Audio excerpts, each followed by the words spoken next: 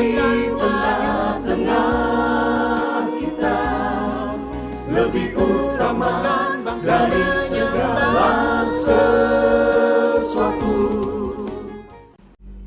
Jika Tuhan menghendakinya, sebenarnya kamu harus berkata, jika Tuhan menghendakinya, kami akan hidup dan berbuat ini dan itu.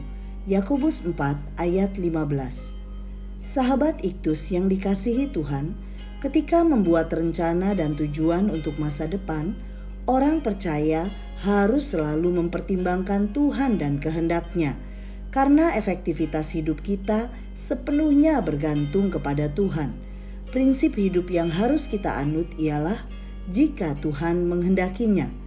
Hal itu nampak dalam keyakinan kita bahwa hidup kita saat ini dan kelak ada di dalam perencanaan indah yang telah dirancang Tuhan bagi kita.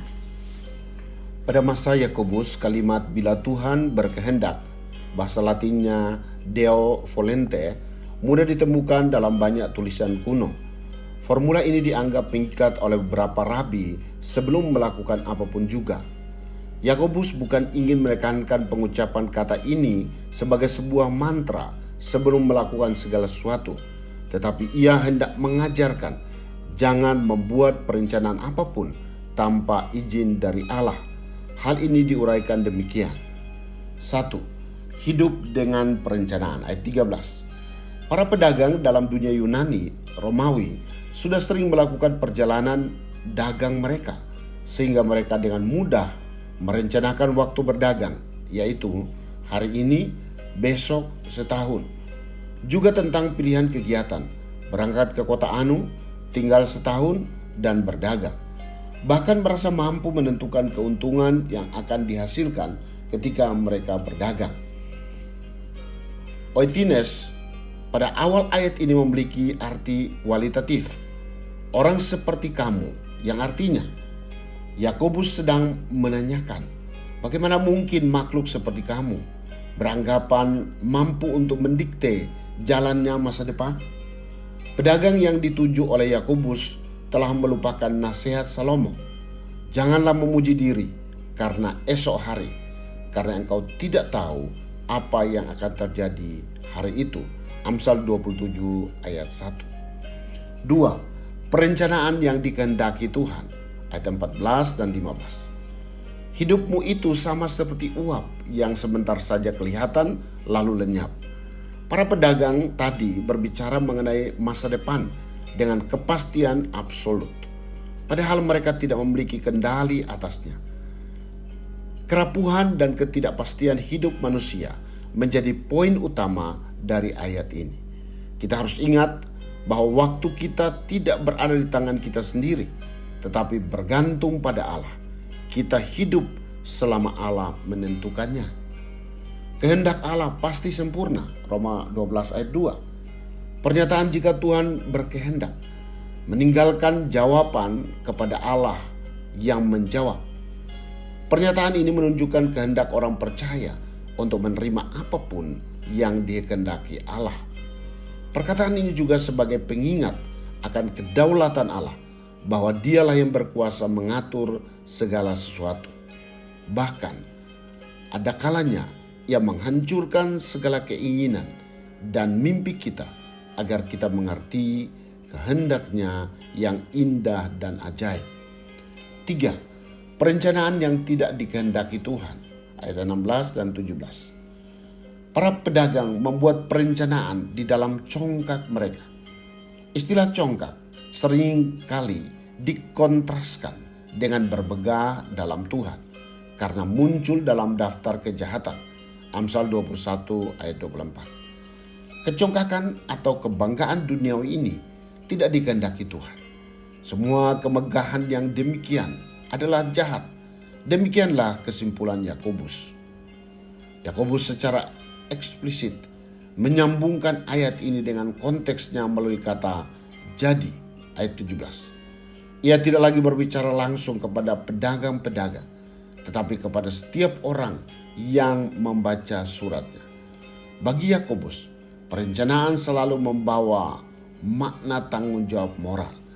Jika seorang pedagang atau orang Kristen manapun tahu bahwa seharusnya ia bergantung pada Tuhan dalam perencanaannya, tetapi ia masih tetap mengandalkan kemampuannya sendiri, maka hal itu adalah dosa. Sahabat Iktus, membuat sebuah perencanaan adalah unsur penting yang harus ada dalam perjalanan orang percaya tanpa mengabaikan unsur iman. Istilah "jika Tuhan menghendakinya" merupakan bagian penting yang menunjukkan kepercayaan kita secara mutlak akan kedaulatan Tuhan, bahwa Tuhan telah merancangkan segala sesuatu yang mendatangkan kebaikan dalam kehidupan kita, sehingga tugas kita adalah menyelaraskan perencanaan kita ke dalam rancangannya. Saya menyerahkan sepenuhnya perencanaan hidup saya di masa kini, bahkan di masa yang akan datang, ke dalam tangan Tuhan yang penuh kuat kuasa.